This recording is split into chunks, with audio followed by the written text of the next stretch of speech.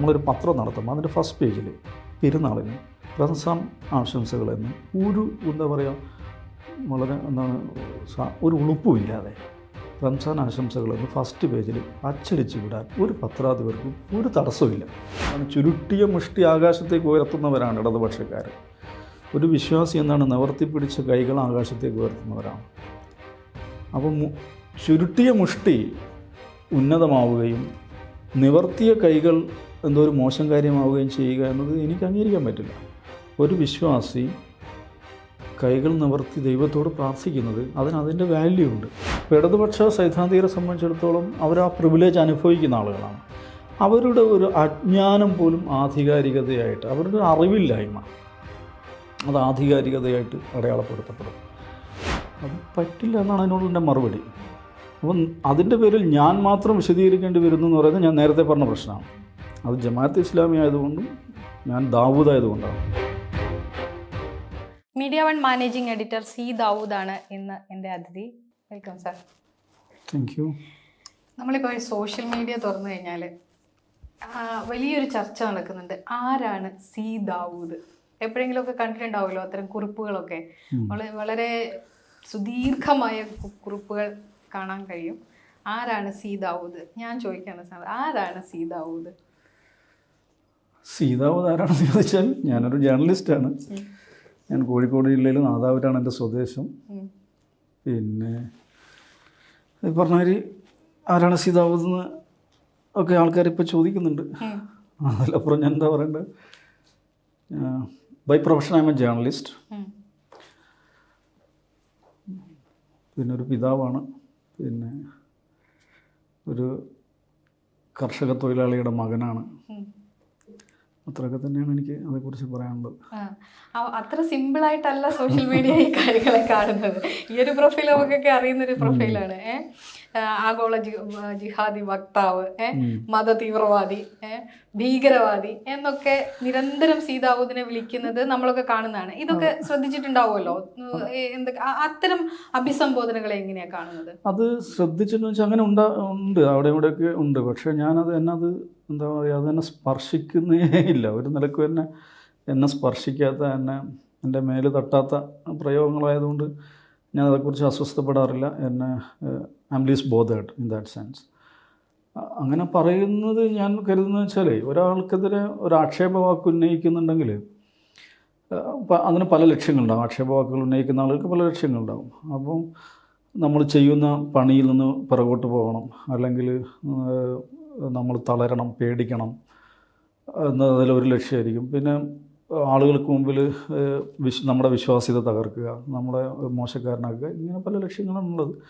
അതിൽ ഒന്നാമത്തെ ലക്ഷ്യം ഏതായാലും വിജയിക്കില്ല, എന്നെ സ്പർശിക്കില്ല. രണ്ടാമത്തെ കുറച്ച് ആളുകളൊക്കെ തെറ്റിദ്ധരിപ്പിക്കാൻ പറ്റും, അത് ആരുടെ കാര്യത്തിലും ഉണ്ടാകും. പക്ഷേ കാലം പോകുന്നതനുസരിച്ച് മനുഷ്യർ അടിസ്ഥാനപരമായി ബുദ്ധിയുള്ള ഒരു മൃഗമാണല്ലോ, ചിന്തിക്കുന്ന ഒരു ജീവിയാണ്.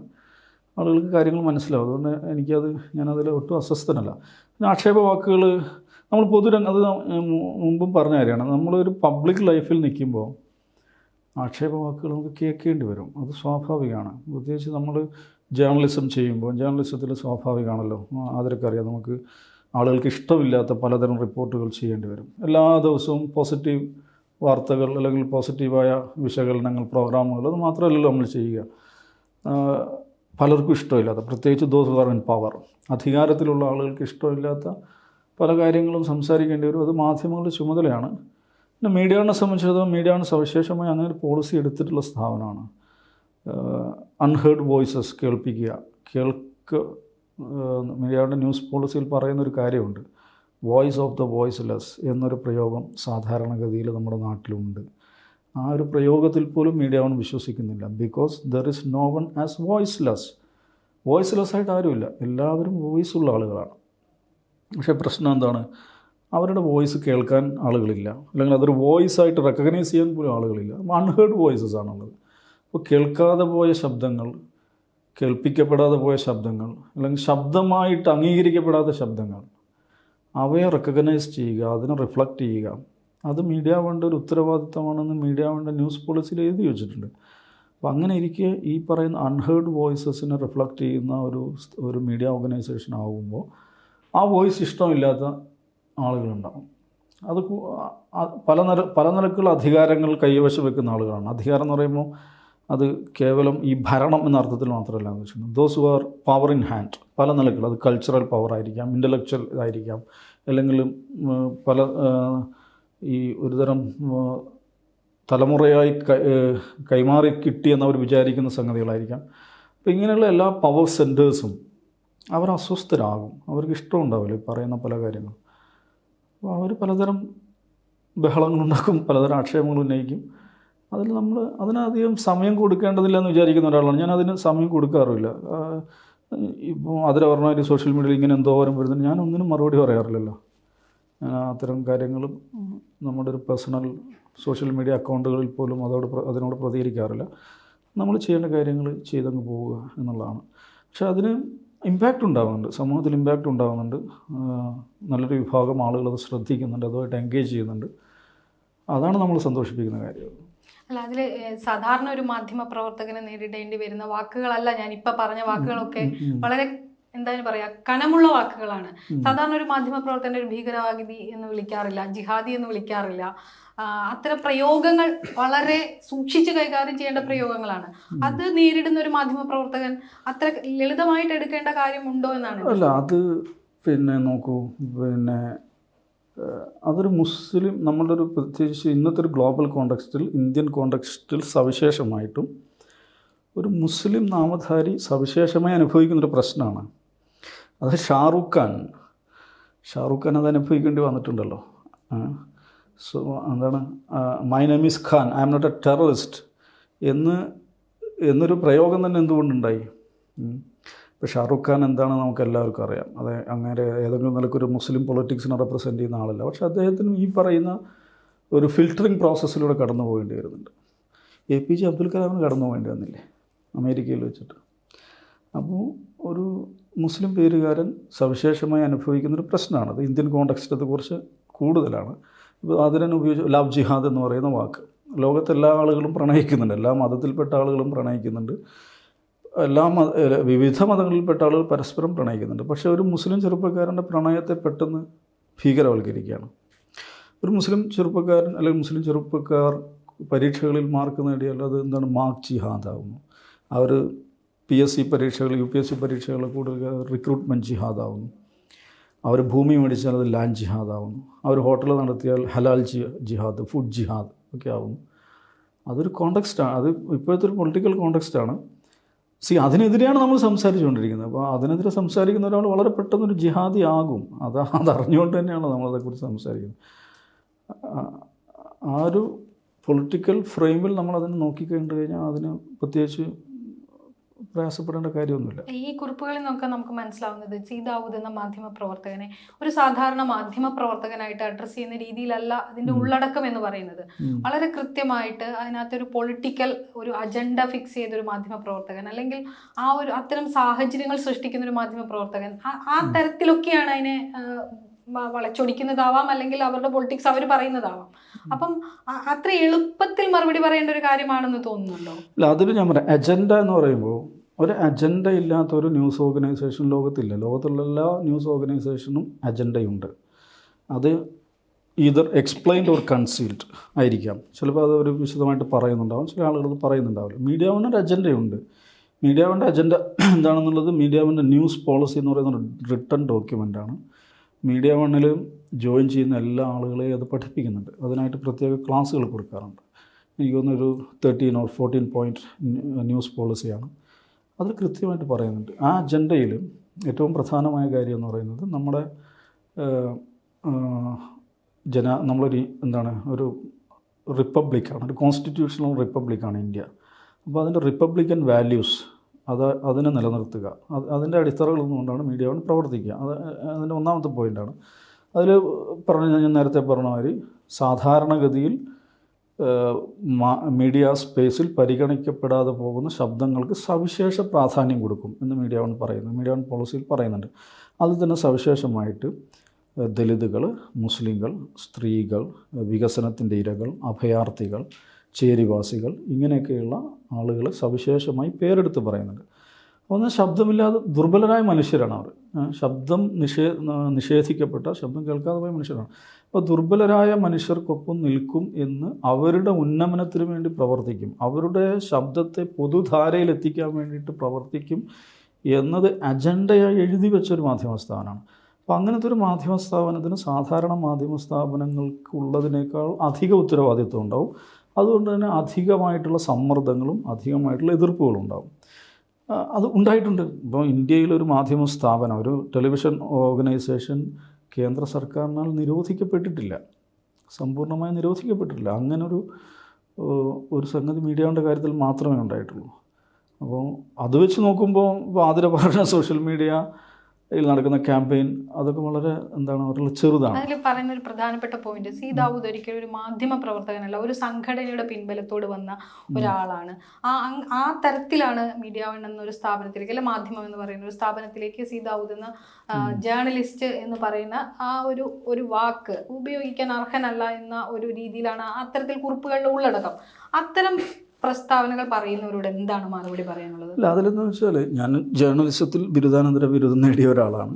പിന്നെ ഞാൻ ഹൈദരാബാദ് സെൻട്രൽ യൂണിവേഴ്സിറ്റിയിൽ communication, Sarojini Naidu school of കമ്മ്യൂണിക്കേഷനിൽ കമ്മ്യൂണിക്കേഷൻ പഠിച്ച ഒരാളാണ്. ഇതിങ്ങനെ ഒരാളുടെ മുമ്പിൽ പറയേണ്ടി വരിക എന്ന് പറയുന്നതിൽ പ്രശ്നമുണ്ട്. രണ്ടാമത്തെ കാര്യം, സംഘടനാ വ്യക്തിപരമായിട്ട് എനിക്കുള്ള മറുപടി അല്ല ഇത്, ഈ ചോദിക്കുന്ന ആളുകൾക്കുള്ള മറുപടി. സംഘടനാ പശ്ചാത്തലമുള്ള ഒരാളെ നിങ്ങൾ ജേർണലിസ്റ്റായിട്ട് അംഗീകരിക്കില്ല എന്നാണെങ്കിൽ, ഒരു പാർട്ടി ചിഹ്നത്തിൽ മത്സരിച്ച, സ്ഥാനാർത്ഥിയായി മത്സരിച്ച MV നികേഷ് കുമാർ ഇവിടെ ഒരു ചാനൽ നടത്തിയിരുന്നു. അത് റിപ്പോർട്ടർ ചാനലിനെ CPIM ചാനൽ എന്നാരും വിളിച്ചിട്ടില്ല. MV നികേഷ് കുമാറിനെ ജേർണലിസ്റ്റ് അല്ല എന്നാരും പറഞ്ഞിട്ടില്ല. കേരളത്തിലൊരു ചാനൽ, മാതൃഭൂമി ചാനൽ, അത് നടത്തുന്നത്, അതിൻ്റെ എഡിറ്റോറിയലും മാനേജ്മെൻറ്റുമായിട്ടുള്ള നേതൃത്വം കൊടുക്കുന്നത് ഒരു രാഷ്ട്രീയ പാർട്ടിയുടെ സംസ്ഥാന പ്രസിഡൻ്റാണ്. അത് RJD ചാനൽ എന്ന് ആരും അതിനെ വിളിച്ചതായിട്ട് ഞാൻ കേട്ടിട്ടില്ല. ഏഷ്യനെറ്റ് ന്യൂസ് എന്ന് പറഞ്ഞൊരു ചാനൽ നമുക്കിവിടെ ഉണ്ട്. ആ ചാനൽ നടത്തുന്നത്, ആ ചാനലിൻ്റെ ഓണർ എന്ന് പറയുന്നത് ഒരു രാഷ്ട്രീയ പാർട്ടിയുടെ സംസ്ഥാന പ്രസിഡൻ്റാണ്, BJPയുടെ സംസ്ഥാന പ്രസിഡൻ്റാണ്. ഏഷ്യനെറ്റ് ന്യൂസിനെ കുറിച്ച് BJP ചാനൽ എന്നാരും പറഞ്ഞായിട്ട് ഞാൻ കേട്ടിട്ടില്ല. അപ്പോൾ അവർക്കൊന്നും ഇല്ലാത്ത ഒരു സ്വഭാവ സർട്ടിഫിക്കറ്റ് ഹാജരാക്കേണ്ട ആവശ്യം മീഡിയ വണ്ണില്ല. നിങ്ങൾ എൻ്റെ ജമാഅത്ത് ഇസ്ലാമി പശ്ചാത്തലമാണ് പറയുന്നതെങ്കിൽ കേരളത്തിലെ എല്ലാം ഞാൻ പറയുന്നില്ല, ഒട്ടനവധി മാധ്യമ പ്രവർത്തകർക്ക് ജമാഅത്ത് ഇസ്ലാമി എന്ന് പറയുന്നത് എൻ്റെ മതപരമായിട്ടുള്ള, എൻ്റെ ആത്മീയമായിട്ടുള്ള എൻ്റെ ഒരു തിരഞ്ഞെടുപ്പാണ്. അപ്പോൾ നിങ്ങളുടെ ഒരു സർട്ടിഫിക്കറ്റിന് വേണ്ടിയിട്ട് എൻ്റെ മതപരവും ആത്മീയവുമായിട്ടുള്ള ഒരു ചോയ്സ്, ഒരു തിരഞ്ഞെടുപ്പ് ഞാൻ മാറ്റി വെക്കണം എന്നാണ് പറയുന്നതെങ്കിൽ അത് പറ്റില്ല എന്നാണ് അതിനോടുള്ള എൻ്റെ മറുപടി. അപ്പം അതിൻ്റെ പേരിൽ ഞാൻ മാത്രം വിശദീകരിക്കേണ്ടി വരുന്നു എന്ന് പറയുന്നത് ഞാൻ നേരത്തെ പറഞ്ഞ പ്രശ്നമാണ്. അത് ജമാഅത്ത് ഇസ്ലാമി ആയതുകൊണ്ടും ഞാൻ ദാവൂദ് ആയതുകൊണ്ടാണ്. ഈ ചോദ്യം എന്തുകൊണ്ട് നികേഷ് അനുഭവിക്കേണ്ടി വരുന്നില്ല? ഈ ചോദ്യം എന്തുകൊണ്ട് മാതൃഭൂമി അനുഭവിക്കേണ്ടി വരുന്നില്ല? ഈ ചോദ്യം എന്തുകൊണ്ട് ഏഷ്യനെറ്റ് അനുഭവിക്കേണ്ടി വരുന്നില്ല എന്നൊരു പ്രശ്നം അവിടെ ഉണ്ട്. അപ്പോൾ അതൊക്കെ ഞാൻ പറഞ്ഞ ഒരു മുസ്ലിം പേരുകാരൻ സവിശേഷമായി അനുഭവിക്കേണ്ടി വരുന്നൊരു പ്രശ്നമാണ്, മറ്റെല്ലാ കാര്യങ്ങളിലൊന്നും പോലെ. അതുകൊണ്ട് തന്നെ അതിന് മറുപടി പറയേണ്ട ബാധ്യത ഉണ്ടെന്ന് എനിക്ക് തോന്നുന്നില്ല. അതുപോലൊരു പ്രയോഗമാണ് ശശികല = സി ദാവൂദ്. ഇപ്പൊ സമീപകാലത്ത് ഏറ്റവും കൂടുതൽ ക്യാമ്പയിൻ നടക്കുന്ന ആ തരത്തിലാണ്. രണ്ടുപേരും ഒരേ തരത്തിൽ വർഗീയത വിളമ്പുന്നു എന്നുള്ള ഒരു പ്രയോഗമാണ്.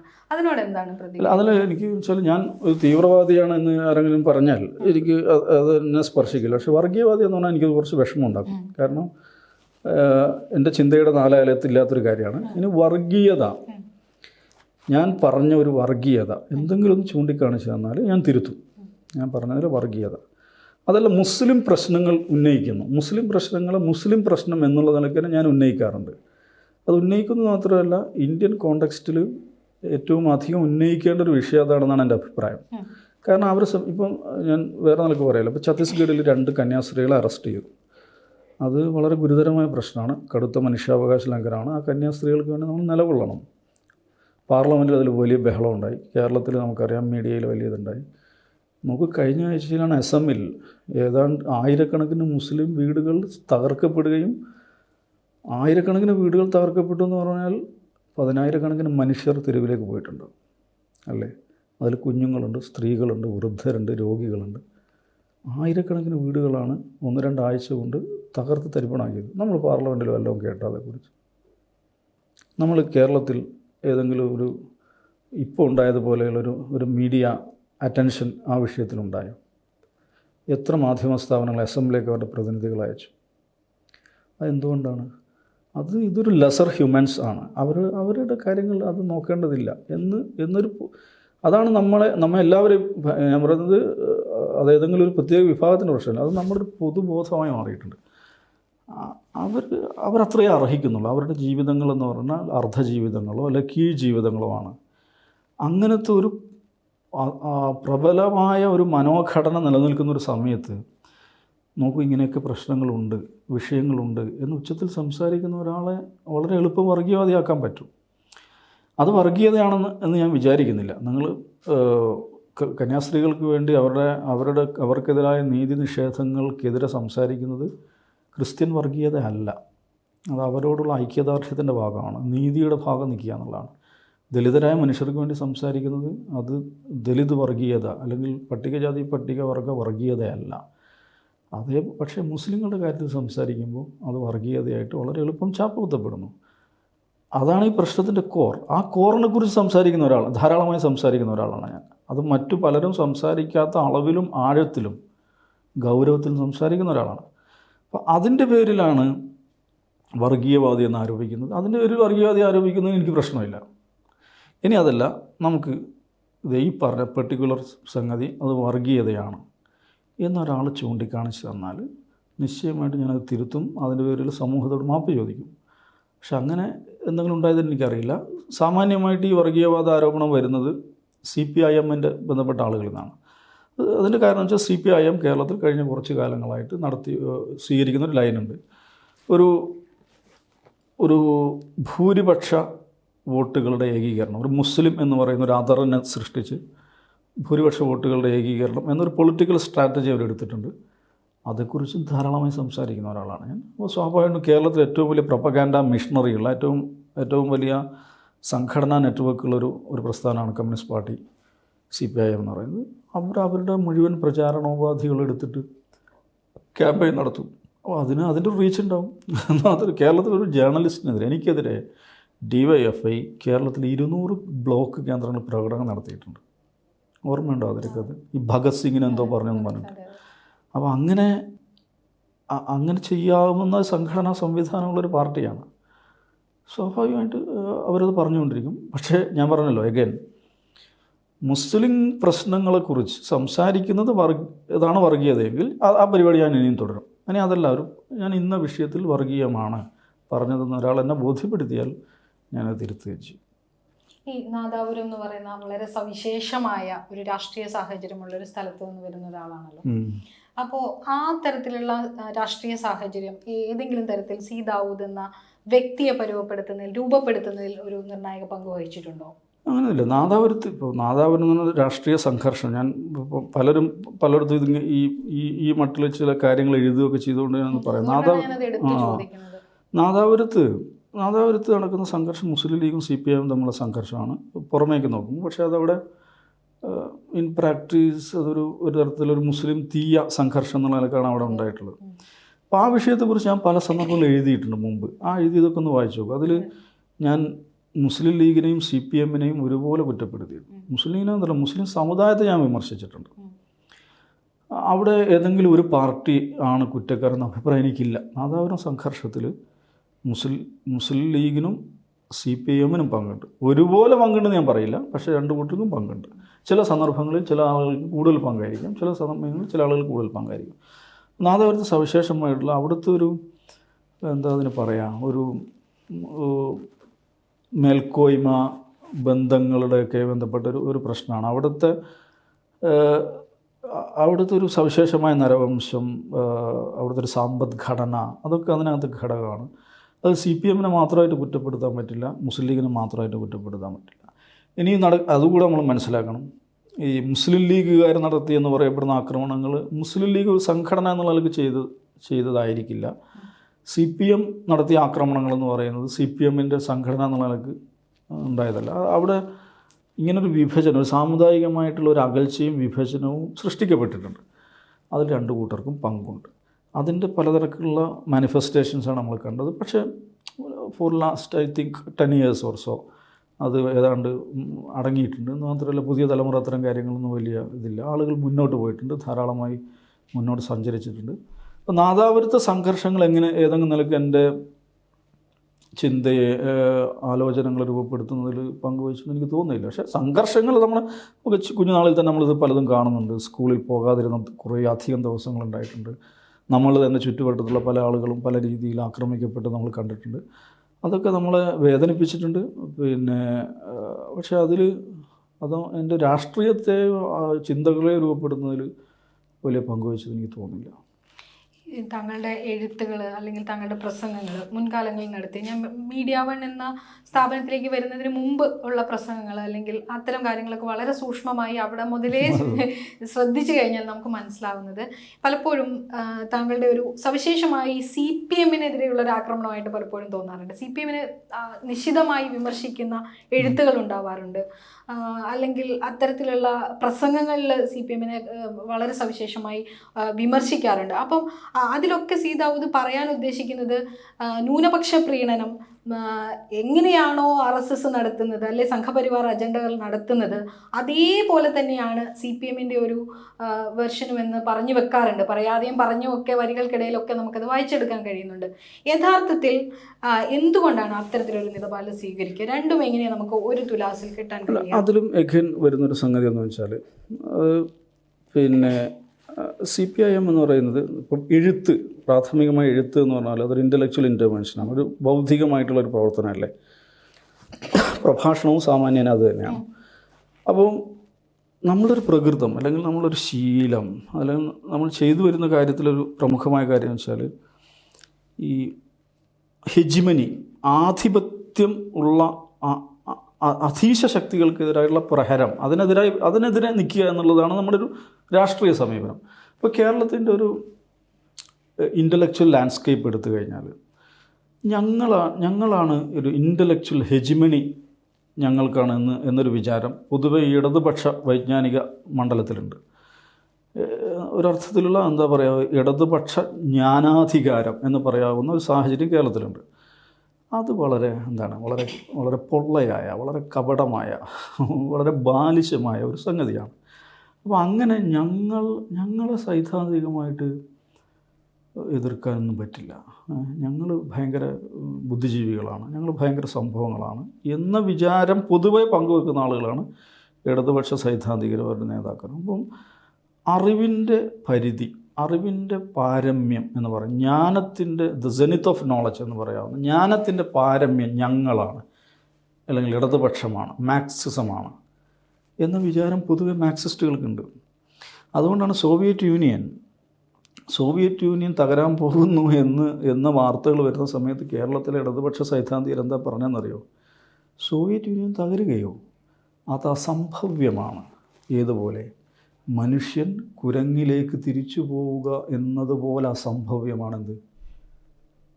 ആലോചിക്കണം ആ പ്രയോഗം. മനുഷ്യൻ കുരങ്ങായി മാറുക എന്നതുപോലെ അസംഭവ്യമാണ് സോവിയറ്റ് യൂണിയൻ തകരുക എന്ന് പറഞ്ഞ ആളുകളാണ് കേരളത്തിലെ ഇടതുപക്ഷ സൈദ്ധാന്തികർ എന്ന് പറയുന്നത്. അത്രയും പരമവിഡ്ഢിത്തം ഇത്രയും ആധികാരികതയോടെ പറയാൻ സാധിക്കുന്നത് എന്തുകൊണ്ടാണ്? ഇതൊരു ഇടതുപക്ഷ വൈജ്ഞാനികതയുടെ, ഇടതുപക്ഷ സൈദ്ധാന്തികതയുടെ ഒരു ആധിപത്യ മണ്ഡലമാണ് നമ്മളുടെ പൊതുജ്ഞാന മണ്ഡലം എന്ന വിചാരമുള്ളതുകൊണ്ടാണ്. അതുകൊണ്ടാണ് കേരളത്തിൽ കോൺഗ്രസ്സുകാർ പോലും ഞങ്ങളാണ് ശരിയായ ഇടതുപക്ഷം എന്ന് പറയുന്നത്. ഞങ്ങളാണ് ശരിയായ ഇടതുപക്ഷം, അല്ലെങ്കിൽ അവർക്ക് ഇടതുപക്ഷ മൂല്യങ്ങൾ ഇല്ലാതായി. പലപ്പോഴും ഇടതുപക്ഷ ലൈനിൽ കേരളത്തിന് പുറത്തുള്ള CPM അങ്ങനെ സംസാരിക്കാറില്ല, കോൺഗ്രസ്സുകാരങ്ങനെ സംസാരിക്കാറില്ല. അപ്പോൾ അങ്ങനത്തെ ഒരു അധീശ ജ്ഞാന മണ്ഡലം ഇവിടെയുണ്ട്. അതിനെ നോവിക്കാൻ ശ്രമിക്കുന്ന ഒരാളാണ് ഞാൻ, അതിനോട് കലഹിക്കുന്ന ഒരാളാണ്. അങ്ങനെയില്ല. ഇവിടുത്തെ മുസ്ലിമിൻ്റെ ജ്ഞാനമണ്ഡലവും അത് വളരെ പ്രധാനപ്പെട്ടതാണ്, അതും വളരെ സമ്പന്നമാണ്. അവരുടെ ജ്ഞാനശാസ്ത്രങ്ങളും അത് ശ്രദ്ധിക്കുകയും കേൾക്കുകയും വേണം. ഞാൻ മുമ്പ് ഒരു പ്രഭാഷണത്തിൽ പറഞ്ഞ കാര്യമുണ്ട്, നിങ്ങൾ ചുരുട്ടിയ മുഷ്ടി ആകാശത്തേക്ക് ഉയർത്തുന്നവരാണ് ഇടതുപക്ഷക്കാർ. ഒരു വിശ്വാസി എന്താണ്? നിവർത്തിപ്പിടിച്ച കൈകൾ ആകാശത്തേക്ക് ഉയർത്തുന്നവരാണ്. അപ്പം ചുരുട്ടിയ മുഷ്ടി ഉന്നതമാവുകയും നിവർത്തിയ കൈകൾ എന്തോ ഒരു മോശം കാര്യമാവുകയും ചെയ്യുക എന്നത് എനിക്ക് അംഗീകരിക്കാൻ പറ്റില്ല. ഒരു വിശ്വാസി കൈകൾ നിവർത്തി ദൈവത്തോട് പ്രാർത്ഥിക്കുന്നത് അതിൻ്റെ വാല്യൂ ഉണ്ട്. അത് വളരെ പ്രധാനമായിട്ടുള്ളൊരു കാര്യമാണ്. നിങ്ങൾ മുഷ്ടി ചുരുട്ടി ആകാശത്തേക്ക് ഉയർത്തുന്നത് അത് നിങ്ങൾക്ക് പ്രധാനമാണ് എന്നതുപോലെ തന്നെ വിശ്വാസിയെ സംബന്ധിച്ചിടത്തോളം നിവർത്തിയ കൈകൾ, ആകാശത്തേക്ക് ഉയർത്തി നിവർത്തിയ കൈകൾ അവന് പ്രധാനമാണ്. അപ്പോൾ അത് ഒരു കുറഞ്ഞ ഏർപ്പാടാണ്, മറ്റേതൊരു ഉയർന്ന ഏർപ്പാടാണ് എന്ന ഈ ജ്ഞാന ചാതുർവർണ്ണയമുണ്ടല്ലോ, വൈജ്ഞാനികമായിട്ടുള്ള സൈദ്ധാന്തികമായിട്ടുള്ള ചാതുർവർണ്ണയം, അത് അംഗീകരിക്കാൻ കഴിയില്ല. അതുകൊണ്ട് ഞാൻ എപ്പോഴും ഈ പറയുന്ന ഈ അധീശബോധത്തിനെതിരെ സംസാരിക്കാറുണ്ട്. ഇപ്പോൾ ഇടതുപക്ഷ സൈദ്ധാന്തികരെ സംബന്ധിച്ചിടത്തോളം അവർ ആ പ്രിവിലേജ് അനുഭവിക്കുന്ന ആളുകളാണ്. അവരുടെ ഒരു അജ്ഞാനം പോലും ആധികാരികതയായിട്ട്, അവരുടെ അറിവില്ലായ്മ അത് ആധികാരികതയായിട്ട് അടയാളപ്പെടുത്തപ്പെടും. അത് ഒരാളൊരു വിഡ്ഢിത്ത് എഴുതിയെന്ന് വിചാരിക്കുക, അത് ഒരുപക്ഷെ ഇസ്ലാമുമായി ബന്ധപ്പെട്ടതായിരിക്കാം, മുസ്ലിങ്ങളുമായി ബന്ധപ്പെട്ടതായിരിക്കാം, അല്ലെ ഏതെങ്കിലും വിശ്വാസികളുമായി ബന്ധപ്പെട്ടതായിരിക്കാം. അങ്ങനെ നമ്മൾ ആ നിലക്കുള്ള ഒരു ഡൈസെക്ഷൻ, ഇപ്പോൾ ഇടതുപക്ഷ പ്രസിദ്ധീകരണങ്ങൾ നോക്കിക്കഴിഞ്ഞ് സൂക്ഷ്മമായി പരിശോധിച്ച് ആ നിലക്കുള്ള ഡൈസെക്ഷൻ നടത്തിക്കഴിഞ്ഞാൽ, പ്രത്യേകിച്ച് മുസ്ലിങ്ങളുമായി ബന്ധപ്പെട്ട അല്ലെങ്കിൽ ഇസ്ലാമിക പ്രസ്ഥാനങ്ങളുമായി ബന്ധപ്പെട്ട് വരുന്ന ലേഖനങ്ങൾ ആ നിലയ്ക്ക് പരിശോധിച്ചാൽ ചിരിക്കാൻ വകയുള്ള ഇഷ്ടം പോലെ വസ്തുതാപരമായുള്ള തെറ്റുകൾ ഉണ്ടാവും. അങ്ങനെ നോക്കിയാൽ മതി എന്നുള്ളതാണ്. അപ്പോൾ അത് ചൂണ്ടിക്കാണിക്കും. ആ പറഞ്ഞത് തെറ്റാണ്, നിങ്ങൾ എഴുതിയിരിക്കുന്നത് തെറ്റാണെന്ന് നമ്മൾ സ്വകാര്യമായി ചൂണ്ടിക്കാണിച്ചാൽ പോലും അവരെന്താ പറയാൻ അറിയോ, എനിക്കത്ര അനുഭവം ധാരാളമുണ്ട്, അയ്യോ അതെനിക്ക് അറിയില്ലായിരുന്നു. അപ്പോൾ അവൻ്റെ അറിവില്ലായ്മ അവൻ്റെ ഒരു അവകാശമാണ്, അവൻ്റെ ഒരു ആധികാരികതയാണ്, അവൻ്റെ ഒരു അലങ്കാരമാണെന്നാണ് അവൻ കരുതുന്നത്. മാക്സിനെ കുറിച്ച്, ആംഗിൾസിനെ കുറിച്ച് ഞാനൊരു ലേഖനം എഴുതി, അതിൽ വസ്തുപരമായൊരു തെറ്റ് വന്നെന്ന് വിചാരിക്കട്ടെ, ഞാൻ ആക്രമിക്കപ്പെടും, പരിഹസിക്കപ്പെടും, വലിയ തോതിൽ എന്നെ വിചാരണ ചെയ്യും. അങ്ങനെ ചെയ്യണം, നിശ്ചയമായിട്ട് വേണം. പക്ഷേ ഖുർആനുമായി ബന്ധപ്പെട്ട്, ഹദീസുമായി ബന്ധപ്പെട്ട്, പ്രവാചകനുമായി ബന്ധപ്പെട്ട്, ഇസ്ലാമിക ചരിത്രവുമായി ബന്ധപ്പെട്ട് ഓരോ ദിവസവും അബദ്ധങ്ങൾ ഉണ്ടാകുന്നുണ്ട് കേരളത്തിലെ മാധ്യമങ്ങളിലാകട്ടെ, പുസ്തകങ്ങളിലാവട്ടെ, പ്രഭാഷണങ്ങളാകട്ടെ. പക്ഷെ അതിലവർ അങ്ങനെയാണോ, അതെനിക്ക് അറിയില്ലായിരുന്നാണോ പറയാം. ഞാൻ മുമ്പ് പറഞ്ഞൊരു കാര്യമുണ്ട്, പെരുന്നാളിന് റംസാൻ ആശംസകൾ നേരുകയും അത് അച്ചടിക്കുകയും അത് 1-ാം പേജിൽ അച്ചടിക്കുകയും ചെയ്യുന്നൊരു നാടാണ് നമ്മുടേത്. നോക്കൂ, റംസാൻ എന്ന് പറയുന്ന ഒരു മാസം കഴിഞ്ഞ് തൊട്ടടുത്ത മാസത്തിൽ ആഘോഷിക്കുന്നതാണ് പെരുന്നാൾ എന്ന് പറയുന്നത്. അപ്പോൾ അവനൊരു ആശംസ കൊടുക്കുമ്പോൾ എന്താണ് അവൻ ആഘോഷിക്കുന്നത്, അവൻ്റെ ആഘോഷത്തിൻ്റെ പേരെന്താണ്, അതുപോലും മനസ്സിലാക്കേണ്ട ഉത്തരവാദിത്തം എനിക്കില്ല. വളരെ കൂളായിട്ട് റംസാൻ ആശംസകൾ എന്ന് പറയും. വിഷുവിന് ഓണാശംസകൾ നമ്മളാരെയും പറയുമോ? ക്രിസ്മസിന് ഈസ്റ്റർ ആശംസകൾ നമ്മളാരെയും പറയുമോ? ഇതെന്താണ് ഇത്ര അലസമായിട്ട് എടുക്കുന്നത്? അങ്ങനെ അലസമായി എടുത്താൽ മതി. അങ്ങനെ അബദ്ധം പറ്റിയാൽ അത് തിരുത്തുന്നവനാണ് കുഴപ്പം. ഇങ്ങനെ അബദ്ധങ്ങൾ ചെയ്തുകൊണ്ടിരിക്കും. ഞങ്ങളുടെ അജ്ഞാനമാണത്, പക്ഷേ ആ അജ്ഞാനം ആധികാരികമാണ്. ഞങ്ങളുടെ അജ്ഞതയും ഒരു വലിയ ജ്ഞാനമാണ്, വലിയ ആധികാരികതയുള്ള അറിവാണ് എന്ന് ധരിക്കുന്ന ബുദ്ധിജീവികളാൽ, സൈദ്ധാന്തികരാൽ സമ്പന്നമായ ഒരു നാട്ടിലാണ് ഞാൻ ജീവിക്കുന്നത്. അതിൻ്റെ പ്രശ്നമാണ് ഞാൻ അനുഭവിക്കുന്നത്. ഈ റംസാൻ്റെയും വിഷുവിൻ്റെ ഒക്കെ കാര്യം പറഞ്ഞുകൊണ്ട് അതിൻ്റെ കൂട്ടത്തിൽ ചേർക്കാണ്. വർഷങ്ങൾക്ക് മുമ്പ് സാറിനറിയാം, ഞാൻ മീഡിയ വണ്ണിനൊപ്പം സഞ്ചരിച്ച, അല്ലെങ്കിൽ മീഡിയ വണ്ണിൽ വർഷങ്ങളോളം ജോലി ചെയ്തൊരു മാധ്യമപ്രവർത്തകയാണ്. അപ്പോൾ ആ കാലഘട്ടങ്ങളിൽ, തുടക്ക കാലഘട്ടങ്ങളിൽ താങ്കളുടെ ഒരു ക്ലാസ്സിൽ ഞാൻ ഇരിക്കുകയുണ്ടായി. കേരളത്തെ നിങ്ങൾ റെപ്രസെൻറ്റേറ്റ് ചെയ്യുമ്പോൾ എന്തുകൊണ്ടാണ് ഒപ്പനയും ദഫ്മുട്ടും ഒന്നും വരാത്തത്? അക്ഷരാർത്ഥത്തിൽ നമ്മളാരും അന്ന് ആ ചോദ്യം പ്രതീക്ഷിക്കുന്നില്ല. ഒരിക്കൽ പോലും നമ്മുടെ ചിന്തകളിൽ അത്തരത്തിലൊരു ചോദ്യം അതുവരെ ആരും ഉന്നയിച്ചതായിട്ട് എൻ്റെ ഓർമ്മകളിലും ഇല്ല, നമ്മൾ കടന്നു വന്ന വഴികളിലൊന്നുമില്ല. അന്ന് താങ്കൾ ചോദിച്ചൊരു കാര്യം, എന്തിനാണ് അതിനെയൊക്കെ മാറ്റി നിർത്തി ഒരു പ്രത്യേക മതവിഭാഗത്തിൻ്റെ മാത്രം, അല്ലെങ്കിൽ കഥകളി എന്ന് പറയുന്ന ഒരു അനുഷ്ഠാന കലയെ മാത്രം പ്രോത്സാഹിപ്പിച്ചുകൊണ്ട് കേരളത്തെ റെപ്രസെൻറ്റേറ്റ് ചെയ്യുന്നത്? എന്തിനാണ് തൂശനിലയും ഇതും സദ്യയുമുള്ള കാര്യം കാണിക്കുന്നത്, എന്തുകൊണ്ട് മറ്റു ഭക്ഷണ വിഭാഗങ്ങൾ കാണിക്കുന്നില്ല എന്നുള്ളൊരു ചോദ്യം വരുന്നത്?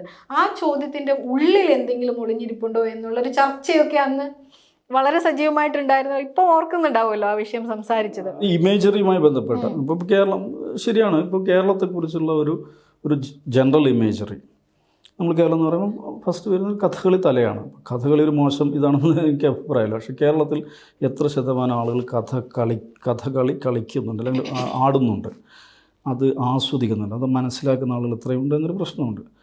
എന്ന് വെച്ചിട്ട് കുറച്ച് ആളുകളെ അത് ആസ്വദിക്കുന്നുള്ളൂ, കുറച്ച് ആളുകളെ അത് ആടുന്നുള്ളതുകൊണ്ട് അതിന് ഗൗരവമില്ല. അതിൽ എത്ര ഒരാളാണെങ്കിലും അത് പ്രധാനമാണ്. പക്ഷേ കേരളത്തിൻ്റെ ഒരു ജനറൽ ഇമേജായിട്ട്, കേരളത്തിനെ റെപ്രസെൻ്റ് ചെയ്യുന്ന ഒരു ഇമേജായിട്ട് കഥകളിത്തല മാത്രം വരിക എന്നുള്ളതിൽ പ്രശ്നമുണ്ട്. അതേക്കുറിച്ചായിരിക്കും ഞാൻ സംസാരിച്ചാണ് എനിക്ക് തോന്നുന്നത്. അപ്പോൾ അങ്ങനെയല്ല, കേരളത്തിൽ കഥകളിയുണ്ട്, വേറെ പല കളികളുമുണ്ട്, വേറെ പല ഡാൻസ് ഫോംസുണ്ട്. അപ്പോൾ അത് ആളുകൾ അത്തരം ചോദ്യങ്ങൾ ചോദിക്കുക. അങ്ങനെയല്ല, നമ്മുടെ കൂട്ടത്തിൽ ഇവരെല്ലാവരും ഇല്ലേ, പലരും ഇല്ലേ, നമ്മൾ ഇൻക്ലൂസീവ് ആവണ്ടേ എന്നൊരു ആലോചനയെക്കുറിച്ച് പറയാനാണ് ഇത്തരം എന്താ പറയുക സന്ദർഭങ്ങൾ, അല്ലെങ്കിൽ ഇത്തരം ഇമേജറീസ് നമ്മൾ ഉപയോഗിക്കുന്നത്. അപ്പോൾ അതിലേറ്റവും വളരെ പ്രധാനപ്പെട്ട ഒരു ഇമേജറി തന്നെയാണ് കഥകളിയുമായി ബന്ധപ്പെട്ട്. അതായിരിക്കും സംസാരിച്ചതെന്നാണ് എനിക്ക് തോന്നുന്നത്. അല്ല, ഇത് വളരെ പ്രധാനമാണ് ഈ പറയുന്ന. പക്ഷെ ഞാൻ പറഞ്ഞ ഈ പെരുന്നാളിന് റംസാൻ ആശംസകൾ നൽകുന്ന ഇതുമായി ബന്ധപ്പെട്ട കാര്യമല്ല. അത് എൻ്റെ കൂടെ ഇരിക്കുന്ന ഒരാളുടെ, ഇപ്പോൾ ആതിരയുടെ ഒരു ആഘോഷം, ആതിരയുടെ ഒരു സ്പെഷ്യൽ ഡേ, അതെന്താണെന്ന് മനസ്സിലാക്കാനുള്ള ബാധ്യത എനിക്കില്ലേ. ഇന്ന് ഈസ്റ്റർ അല്ല, ഇന്ന് ക്രിസ്മസ് ആണ്. ഞങ്ങളാണ് ഒരു ഇൻ്റലക്ച്വൽ ഹെജിമണി ഞങ്ങൾക്കാണ് എന്നൊരു വിചാരം പൊതുവെ ഇടതുപക്ഷ വൈജ്ഞാനിക മണ്ഡലത്തിലുണ്ട്. ഒരർത്ഥത്തിലുള്ള എന്താ പറയുക, ഇടതുപക്ഷ ജ്ഞാനാധികാരം എന്ന് പറയാവുന്ന ഒരു സാഹചര്യം കേരളത്തിലുണ്ട്. അത് വളരെ വളരെ പൊള്ളയായ, വളരെ കപടമായ, വളരെ ബാലിശമായ ഒരു സംഗതിയാണ്. എത്ര കാലമായിട്ടത് ഇവൻ റംസാൻ മാസം 30 ദിവസം നോമ്പെടുത്ത് അത് കഴിഞ്ഞ് പുതിയൊരു മാസത്തിലേക്ക് പ്രവേശിച്ചിരിക്കുകയാണ്. അന്നാണ് പെരുന്നാൾ ആഘോഷിക്കുന്നത് എന്നൊരു പ്രാഥമികമായ ജ്ഞാനം അവനുണ്ടാവണ്ടേ? അതാണ് ഞാൻ പറയുന്നത്.